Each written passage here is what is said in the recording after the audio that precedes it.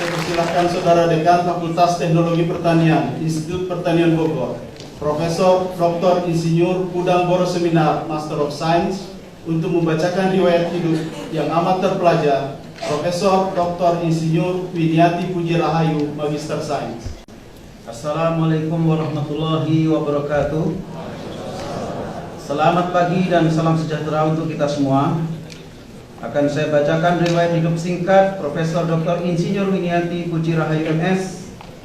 Profesor Dr. Insinyur Winiati Puji Rahayu MS yang selanjutnya saya sebut Profesor Wini, dilahirkan di Malang pada tanggal 13 Agustus tahun 1956 dari pasangan Bapak Ibu R. Sutaji. Ia merupakan anak bungsu dari 13 putra-putri keluarga R. Sutaji. Dan pada tahun 1983 Profesor Wini menikah dengan Dr. Andes Wargantono Adi dan dikaruniai 3 orang putri, yaitu Widanto Prayogo Adi, Wibisono Adi, dan Wardianto Adi. Sampai saat ini Profesor Winiati Puji telah dikaruniai seorang cucu bernama Rasya El Zamzani Adi dari pernikahan putra bungsunya dengan Stagita Tri Budiani. Pendidikan SD, SMP, dan SMA ditempuh di kota Semarang, yaitu dari SD Yanto Yusuf, SMP Negeri 3, dan SMA Negeri 1-2. Pendidikan sarjana ditempuh di Departemen Teknologi Hasil Pertanian Fatameta IPB dan lulus tahun 1980. Pendidikan pasca sarjana ditempuh di program studi ilmu pangan, masing-masing diselesaikan pada tahun 1986 untuk magister dan tahun 1999 untuk program doktor. Pada tahun 1987 berkesempatan mengikuti training di Purdue University USA untuk bidang mikrobiologi pangan. Karirnya dimulai menjadi seorang peneliti di Pusat Pengembangan Teknologi Pangan IPB mulai tahun 1980 dan sejak tahun 1985 menjadi staf pengajar di Fakultas Teknologi Pertanian IPB, Departemen Ilmu dan Teknologi Pangan, bagian mikrobiologi pangan hingga sekarang. Pada tanggal 1 Februari tahun 2003, ia diangkat sebagai guru besar bidang ilmu dan teknologi pangan dan gizi, dan pangkat kepegawaiannya adalah 4E sejak 1 April 2009. Penghargaan yang berhasil diperoleh antara lain dosen teladan 2 Fateta IPB tahun 1990 dan 1991, Satya Lencana Karya Satya 20 dan 30 tahun 2010 dan 2015. Pada tahun 2012, beserta tim karyanya masuk dalam buku Inovasi 104 Indonesia. Di IPB, ia pernah menjabat sebagai Sekretaris Jurusan Teknologi Pangan dan Gizi, Koordinator Bidang Training Pusat Antar University Pangan dan Gizi, Manager Quality Assurance, dan Manager Academic Program dari Quality for Undergraduate Education. Jabatan struktural yang pernah diembannya adalah sebagai Direktur Surveillance dan Penyuluhan Keamanan Pangan Badan POM tahun 2001 sampai dengan 2007, dan Kepala Pusat Riset Obat dan Makanan Badan POM tahun 2007 sampai 2011. Ia juga merupakan anggota Advisory Board atau Senior Researcher pada Southeast Asia for Food and Agricultural Science and Technology (SIFAS) Center. Prof. Wini berpengalaman sebagai konsultan untuk industri pangan, fasilitator pada berbagai training keamanan pangan di tingkat nasional dan tingkat ASEAN, National Consultant pada Indonesia Managing Higher Education for Relevance and Efficiency, or I'm here, Universitas Brawijaya Indonesia, National Consultant pada FAO Regional Office for Asia and the Pacific, National Expert pada Wageningen International, FAO Yahoo Technical Expert untuk penyusunan Guidelines for National Authorities, Approaches for Risk Analysis during Safety Emergencies, WHO Consultant untuk Staff Training and Setting Up Laboratory at Timor Leste dan Pengembangan Indonesia Risk Assessment Center atau INAREC. Ia juga asesor sertifikasi dosen sejak April tahun 2010. Profesor Wini juga sering bertindak sebagai ketua atau anggota delegasi Republik Indonesia pada berbagai pertemuan internasional yang terkait dengan keamanan dan teknologi pangan seperti FAO, WHO, dan Codex, UPOS, dan FIFSTA, narasumber berbagai media informasi, baik cetak maupun elektronik, serta pembicara dalam berbagai seminar ilmiah. Profesor Wini pernah menjabat sebagai Sekretaris Eksekutif Perhimpunan Ahli Teknologi Pangan Indonesia atau PATPI tahun 2000 sampai 2004. dan jabatan saat ini di PATPI adalah sebagai Ketua Bidang Ilmiah dan Hubungan Eksternal sejak tahun 2010 hingga masa bakti 2019 nanti. Sebagai staf IPB, Profesor Winnie mengajar 12 mata kuliah program studi teknologi pangan, magister profesional teknologi pangan dan ilmu pangan. Profesor Winnie telah membimbing 8 orang mahasiswa program doktor, 25 mahasiswa program magister, dan 135 orang mahasiswa program sarjana. Profesor Winnie juga menjadi ketua dan anggota dari 36 judul penelitian dan 34 judul karya ilmiah yang didanai oleh WHO dan FAO, AusAid, Kementerian Riset Teknologi dan Pendidikan Tinggi, Kementerian Pertanian, dan Badan POM yang dipublikasikan dalam 112 makalah di jurnal ilmiah dan prosedur. Profesor Winnie aktif sebagai penulis dan editor dari sekitar 150 judul karya ilmiah berupa buku, komik, bahan pengajaran, petunjuk laboratorium, model, dan audiovisual. Demikian riwayat hidup singkat Profesor Dr. Insinyur Winiati Bujarayu MS. Terima kasih atas perhatiannya. Assalamualaikum warahmatullahi wabarakatuh. Bismillahirrahmanirrahim. Assalamualaikum warahmatullahi wabarakatuh. Salam sejahtera bagi kita semua. Yang terhormat Rektor Institut Pertanian Bogor, Ketua Dewan Guru Besar IPB, pimpinan dan anggota Majelis Wali Amanat IPB, pimpinan dan anggota Dewan Guru Besar IPB, pimpinan dan anggota Senat Akademik IPB, para wakil rektor, dekan, dan pejabat struktural IPB, para dosen, tenaga kependidikan, mahasiswa dan alumni, keluarga, dan segenap undangan yang saya muliakan.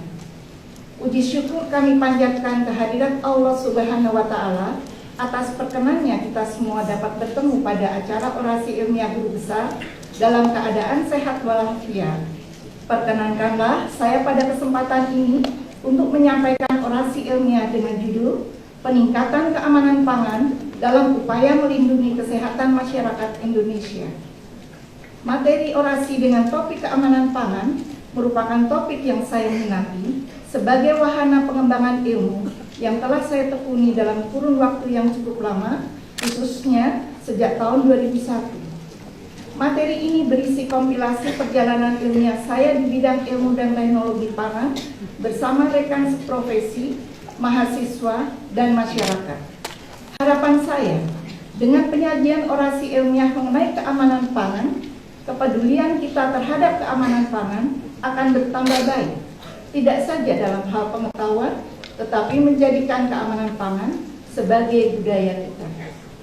Bapak Ibu hadirin yang saya muliakan, manusia membutuhkan sandang, papan, dan pangan yang memadai dalam jumlah, kualitas, dan keamanannya agar dapat melaksanakan aktivitas sehari-hari dengan baik. Keamanan pangan merupakan syarat mutlak bagi pangan yang diproduksi dan kemudian dikonsumsi agar masyarakat terjaga kesehatannya dan dapat beraktivitas secara optimal. Pangan yang tidak aman dapat menyebabkan gangguan kesehatan, bahkan kematian. Gangguan keamanan pangan dapat disebabkan karena bahaya fisik, kimia, dan biologi yang bersifat konvensional dan yang bersifat emerging. Oleh karena itu, mengantisipasi dan menjaga keamanan pangan dari masalah-masalahnya menjadi sangat penting. Hal ini untuk menghindari berbagai penyakit dan menjaga kesehatan masyarakat. Perkiraan global untuk penyakit yang diakibatkan pangan yang dilaporkan oleh WHO tahun 2015 adalah sebanyak 600 juta orang dengan 420.000 orang diantaranya meninggal dunia. Asia Tenggara, di mana Indonesia berada, merupakan subregional dari 14 subregional yang paling menderita. Kasus kejadian luar biasa, KLB, keracunan pangan di Indonesia, selalu dilaporkan secara rutin oleh otoritas pengawas pangan. Selama kurun waktu 2005-2015, kasus KLB keracunan pangan di Indonesia rata-rata per tahunnya adalah 124 kasus. Data jumlah individu yang sakit dan yang meninggal akibat keracunan pangan dinyatakan sebagai attack rate (AR) dan case fatality rate (CFR).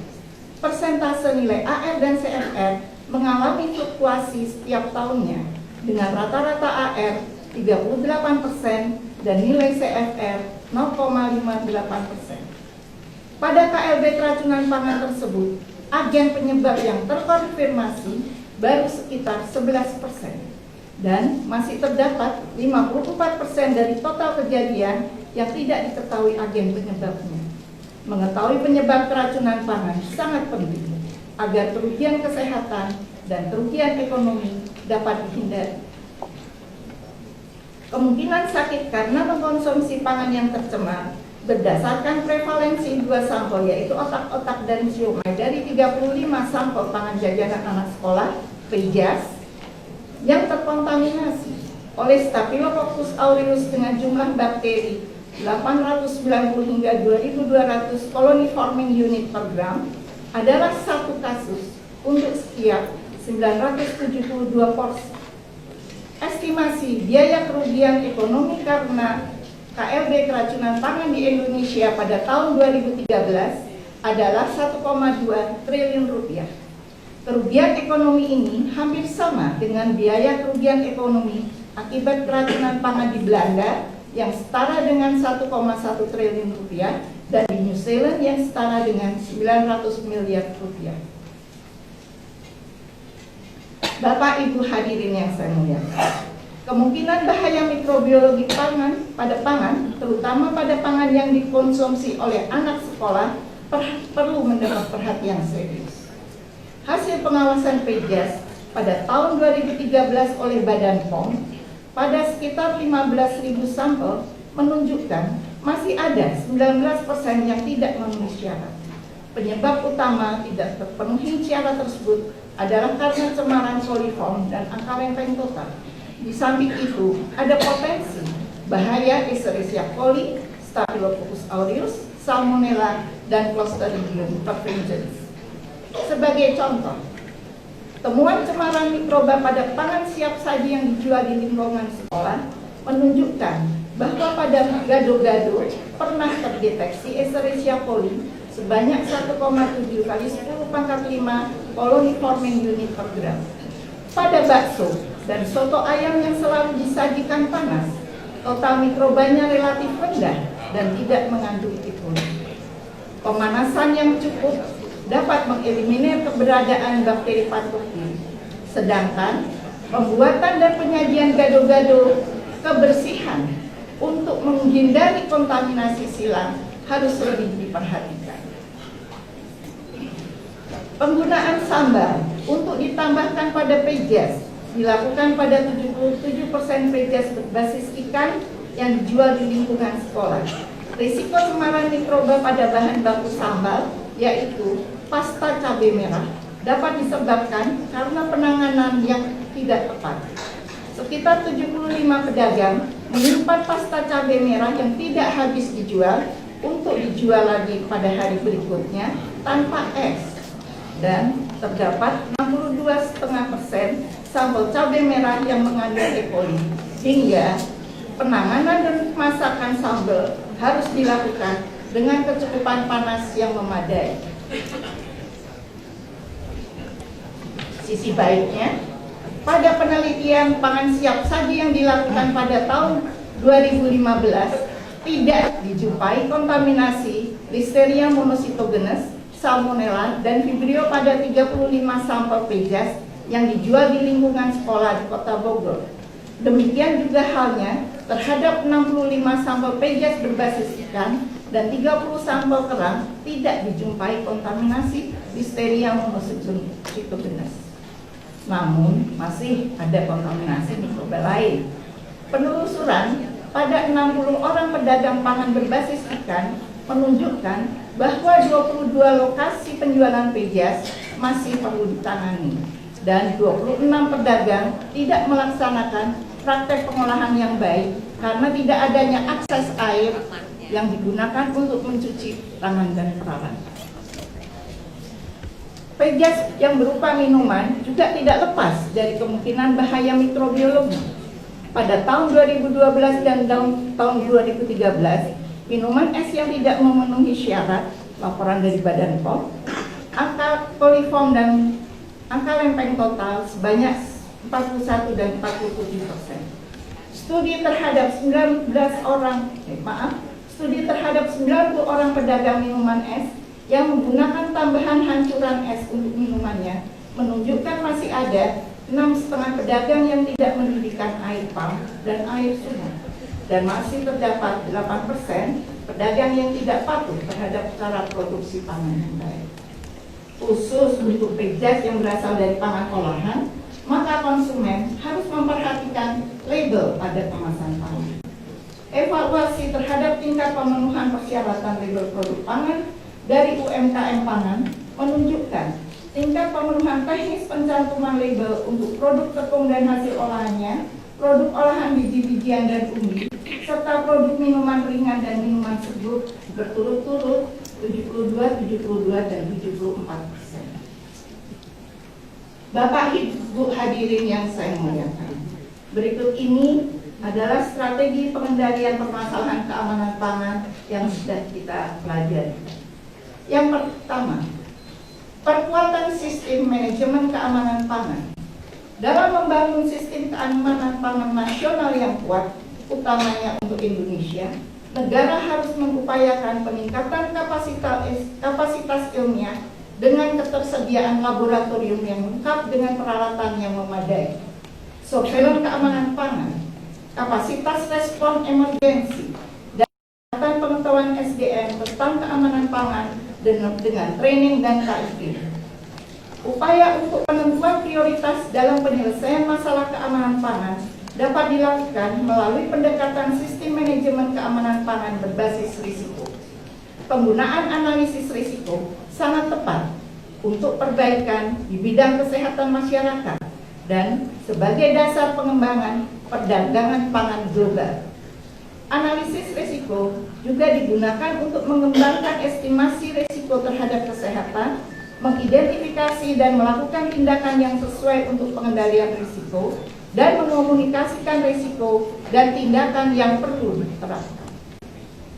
Perkiraan dampak dari penerapan manajemen risiko untuk pengendalian keamanan pangan harus dijadikan pertimbangan.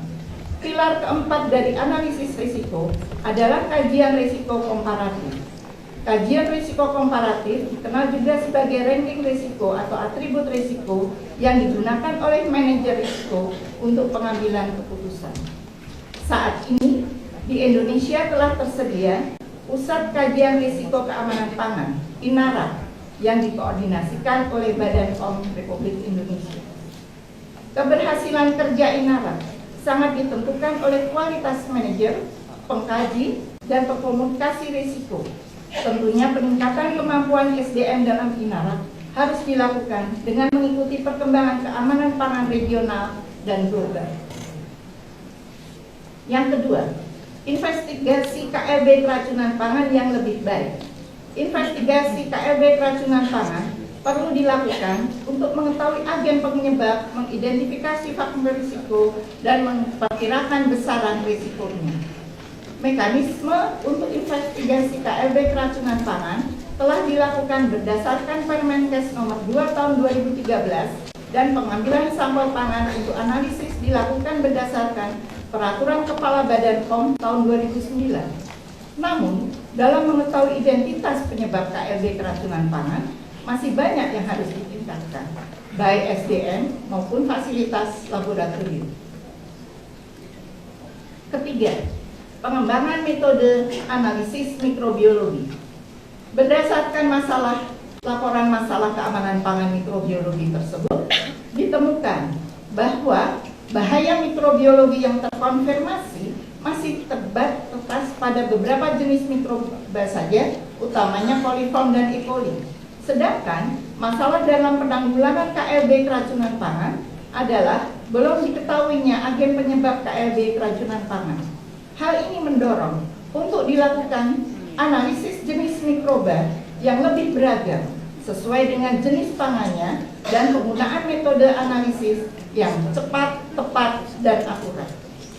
Pengembangan metode polymer chain reaction (PCR) untuk deteksi mikroba telah dilakukan, antara lain untuk mikroba Staphylococcus aureus, Escherichia coli, Bacillus cereus, Salmonella typhimurium, dan Listeria monocytogenes pada berbagai matriks pangan.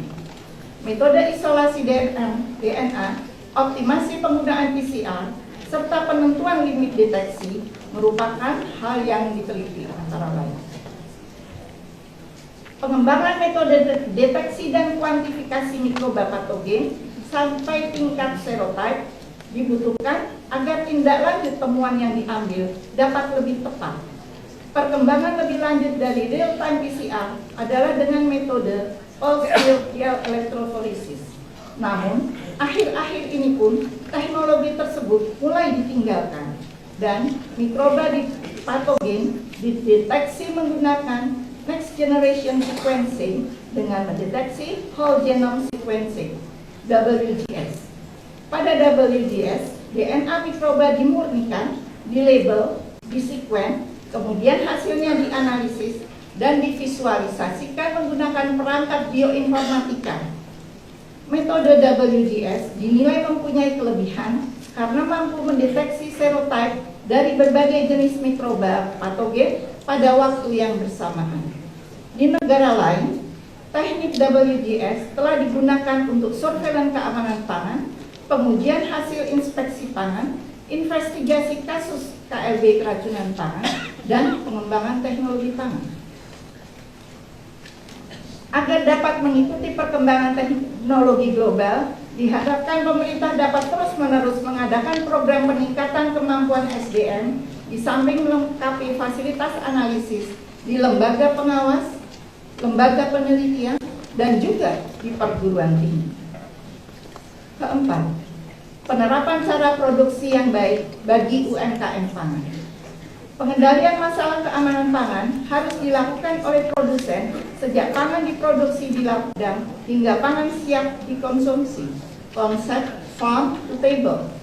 Pengendalian masalah keamanan pangan oleh produsen harus didasarkan pada prinsip higiene dan sanitasi, cara produksi pangan yang baik, good practices, dan penerapan prinsip HACCP. Sebagai contoh, Indonesia yang kaya akan hasil laut, sayur, dan buah harus menerapkan good logistic practices pada rantai dingin penanganan bahan mentahnya dan kemudian menerapkan good manufacturing practices, good warehouse practices, good distribution practices yang merupakan jaminan agar produk pangan aman hingga ke konsumen. Pembinaan terhadap UMKM pangan harus dilakukan secara komprehensif. Bantuan yang diperlukan oleh UMKM seperti UMKM penghasil pejas tadi tidak saja yang bersifat bimbingan teknologi dan terkait keamanan pangan saja. Namun, untuk beberapa kasus harus diberikan bantuan berupa permodalan dan pemasaran. Selain itu, untuk penjaminan keamanan pangan yang lebih baik, diperlukan juga bantuan berupa fasilitasi higiene dan sanitasi. Perhatian pemerintah daerah, Pemda, sebagai pengawas dan pembina UMKM juga harus terus-menerus ditingkatkan. Pemda dapat bekerja sama dengan pihak swasta dan memanfaatkan tenaga ahli teknologi pangan, baik itu dari organisasi profesi, lembaga penelitian, maupun perguruan tinggi, agar lebih banyak lagi dapat melakukan pendampingan pada UMKM pangan. Yang kelima, pembangunan pendidikan dan budaya keamanan pangan. Mencermati kondisi keamanan pangan, khususnya keamanan pangan pejas, pendidikan keamanan pangan telah banyak dilakukan dengan sasaran anak sekolah, guru, orang tua, produsen, maupun konsumen pada umumnya. Pendidikan keamanan pangan untuk siswa SD harus dilakukan secara atraktif agar efektif. Salah satu media edukatif yang dimodifikasi dari wayang golek Bang Tagor yang dilengkapi dengan poster, buklet, dan penyuluh yang interaktif berhasil meningkatkan persepsi siswa tentang keamanan pangan dan kesehatan sebesar 15% dari segi kognitif, afektif, dan psikomotorik. Selain itu, kegiatan yang berpengaruh signifikan terhadap pengetahuan anak SD tentang keamanan pangan adalah pemasangan poster, pembentukan tim keamanan pangan, dan penyuluhan keamanan pangan di sekolah. Survei yang dilakukan terhadap 397 siswa SD menunjukkan bahwa 80% siswa memilih jajan di kantin sekolah daripada penjajah luar sekolah. Dan 79% siswa melihat poster keamanan pangan sebagai kegiatan yang paling diminatinya. Selanjutnya, hasil survei terhadap 195 orang tua menunjukkan 63% orang tua sudah mengetahui ada program keamanan pangan di sekolah dan 86% orang tua merasakan manfaat dari kegiatan tersebut. Hasil penelitian pada guru menunjukkan bahwa 76% guru di Bogor memiliki pengetahuan tentang keamanan pangan yang baik. Mereka mengetahui jenis bahan kimia berbahaya yang disalahgunakan pada pangan dan mengetahui efek negatif yang ditimbulkan. Sebanyak 70% guru memiliki pengetahuan yang cukup tentang higienitas dan mereka banyak menerima informasi keamanan pangan dari koran dan majalah.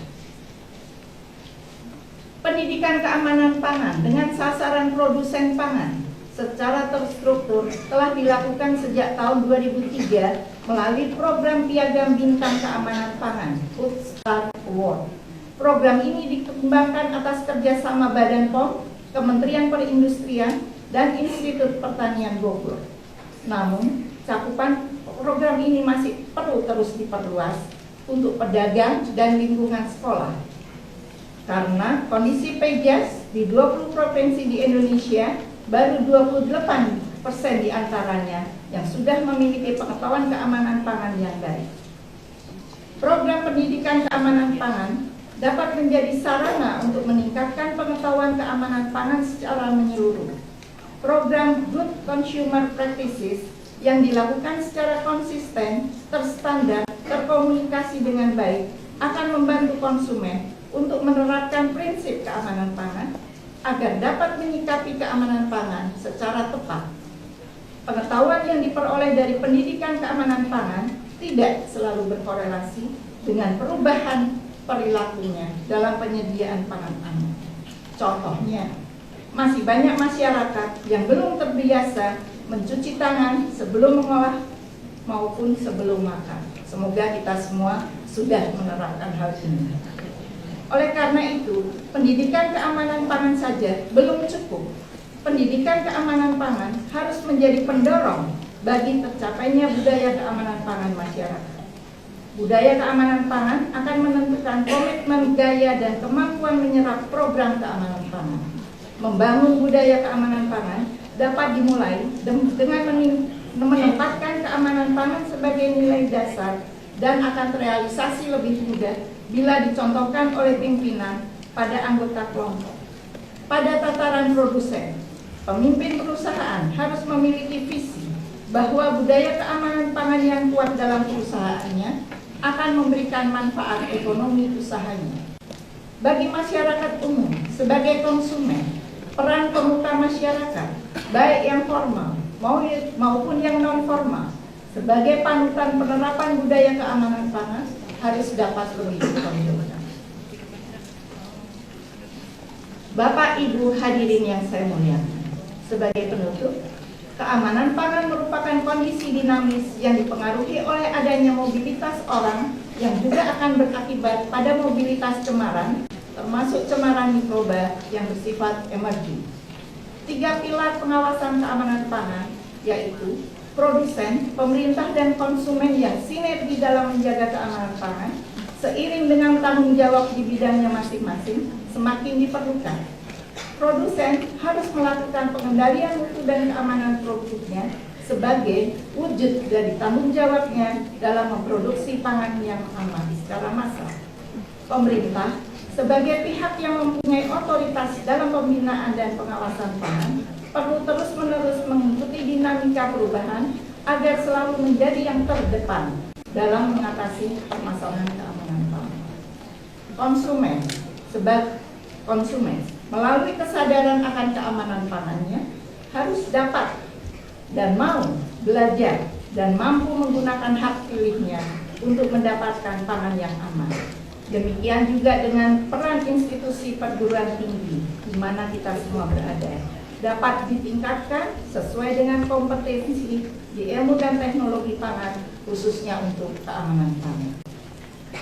Perhatian terhadap keamanan pangan, khususnya terhadap PEJAS, dapat memberikan sumbangan yang signifikan bagi perbaikan SDM Indonesia di masa yang akan datang. Dengan tingkat keamanan pangan yang lebih baik di tingkat nasional, regional, maupun global, maka penjaminan tingkat kehidupan bersama yang lebih baik juga akan tercapai.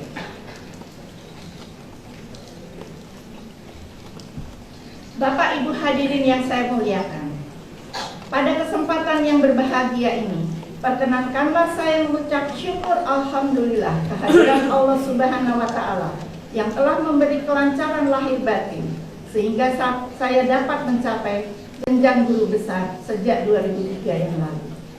Saya bersyukur karena diberi kesempatan untuk mengabdi kepada negara dan bangsa melalui jalan pendidikan dan berkesempatan menyampaikan orasi ilmiah di hadapan hadirin sekalian.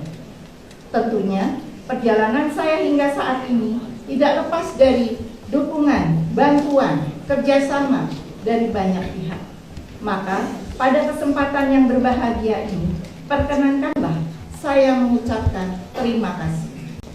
Saya mengucapkan terima kasih kepada yang terhormat Menteri Riset Teknologi dan Pendidikan Tinggi RI, Rektor dan Wakil Rektor Institut Pertanian Bogor, Ketua dan anggota Majelis Wali Amanat IPB, Ketua dan anggota Dewan Guru Besar IPB, Ketua dan anggota Senat Akademik IPB, Dekan dan Wakil Dekan Fakultas IPB, Ketua dan Sekretaris Departemen IPB, Departemen Ilmu dan Teknologi Pangan IPB, maaf terlampau cepat, Kepala Bagian Mikrobiologi Pangan, dan segenap pejabat dan staf di lingkungan IPB yang telah memproses kenaikan jabatan menjadi guru besar.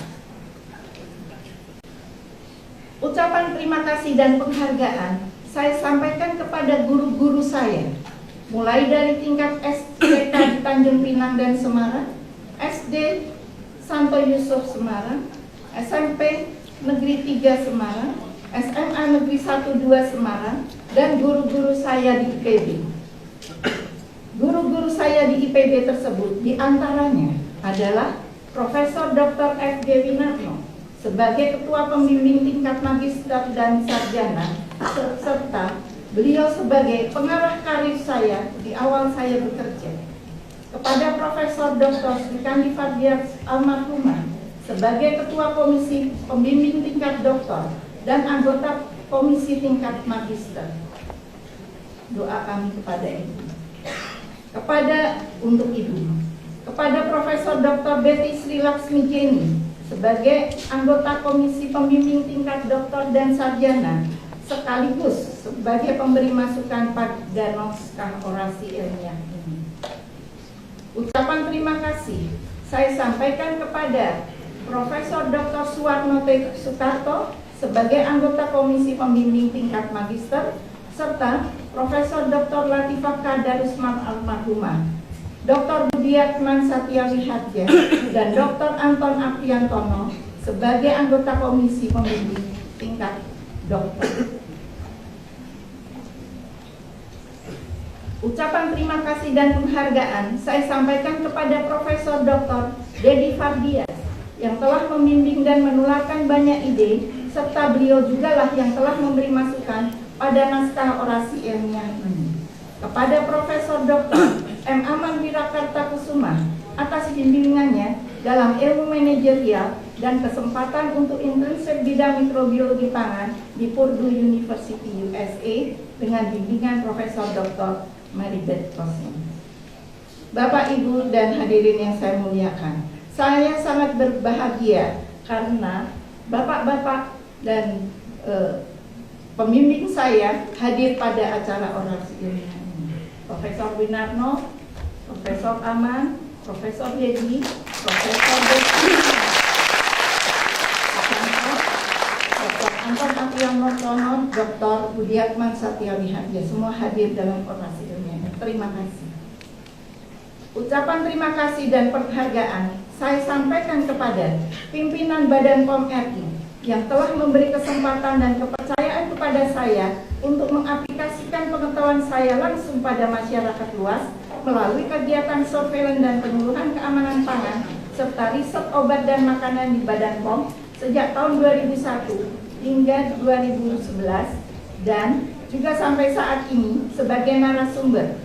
Saya mengucapkan terima kasih Bapak Deputi Badan POM hadir pada kesempatan ini, juga Bapak Dr. Roy Sparingga hadir dalam kesempatan ini, dan juga Bapak Ibu Direktur lain dari Badan POM yang juga hadir pada kesempatan ini. Ucapan terima kasih saya tujukan kepada Kementerian Riset Teknologi dan Pendidikan Tinggi atas dana penelitian, kepada mitra di Kementerian Pertanian, Kementerian Kelautan dan Perikanan, Kementerian Kesehatan, serta FAO/WHO yang telah bekerja sama mengasah kepedulian terhadap keamanan pangan. Ucapan terima kasih saya sampaikan kepada segenap teman saya di Departemen Ilmu dan Teknologi Pangan, khususnya di bagian mikrobiologi pangan, atas persaudaraannya. Di Fakultas IPB, di IPB, dan di Universitas Trilogi. Pada kesempatan ini Bapak Rektor Universitas Trilogi juga hadir. Juga teman-teman saya di SIFA Center IPB, di Badan POM, dan di PAT. Kepada teman-teman Astagian IPB, EHP IPB, Softball IPB, Agiro IPB, PA3, serta Spega Semarang. Bapak Profesor Yoni teman seangkatan. Diucapkan terima kasih atas kebersamaannya. Juga Bapak Profesor Tridoyo teman seangkatan. Mohon maaf kalau ada yang tertinggal. Saya mohon maaf, nama teman-teman tidak saya sebutkan satu persatu. Namun kebaikan teman-teman tertanam dalam di hati saya.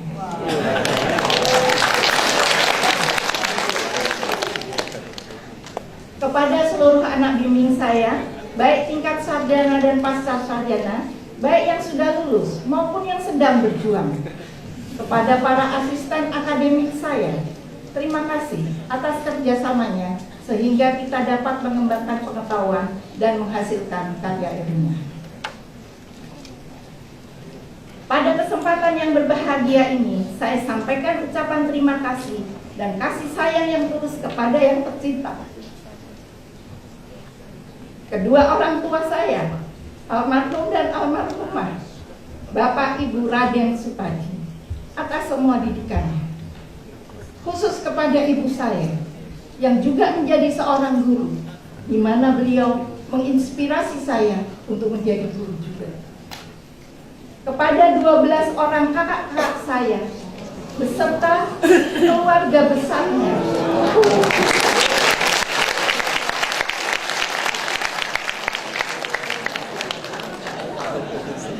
mungkin sekarang sudah 150 orang, 150 yang selalu mendukung saya sebagai adik bungsunya. Terima kasih, yuk Mas.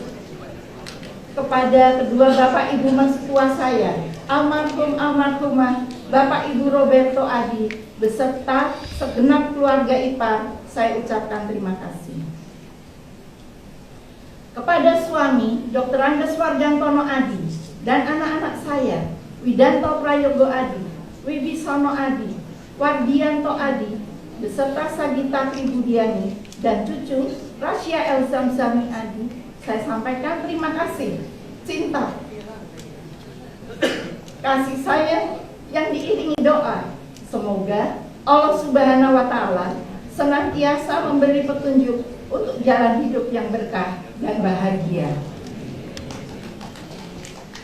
Ucapan terima kasih saya tujukan kepada Dr. Derajat Martianto beserta segenap staf di Direktorat Administrasi Kependidikan IPB atas bantuannya sehingga acara orasi ilmiah ini dapat terselenggara dengan baik. Kepada segenap hadirin, saya sampaikan terima kasih dan penghargaan atas kehadiran, kesabaran, perhatiannya mengikuti acara ini. Saya mohon maaf bila terdapat kekurangan dalam penyampaian orasi ilmiah ini, dan semoga orasi ilmiah ini ada manfaatnya bagi kita semua. Wassalamualaikum warahmatullahi wabarakatuh.